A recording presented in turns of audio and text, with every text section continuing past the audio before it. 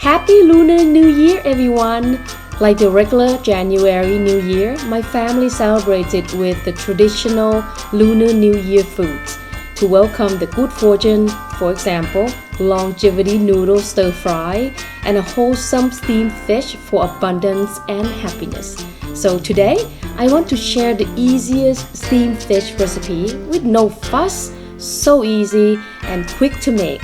The chili scallion sauce took literally less than a minute to make. First, the fish. Selecting the freshest fish you can find, and I highly recommend cod or red or black snapper because they are foolproof. Just can't go wrong here. Now, I normally buy the biggest size that will fit into my steam basket, and whatever you use for steaming, be sure it fit well because you shouldn't cut the fish. The whole idea is to keep the fish whole, which symbolize wholesome and abundance. Salt and stuffed with aromatic herbs or vegetable. Now the sauce. I keep mine pretty simple because the fish is already going to be amazing. You just want to complement it with a nice salty and spicy sauce.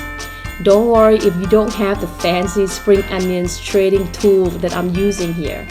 Just use a knife to cut a few stalks of green onions as fine as you can, plus fresh chili. Leave them out if you don't like spicy.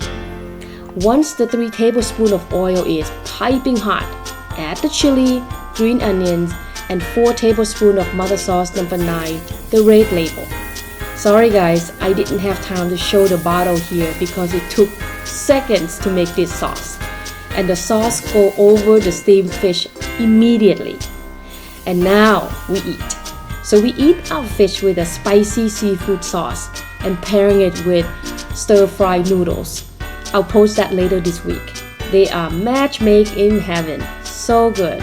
I hope you give this recipe a try.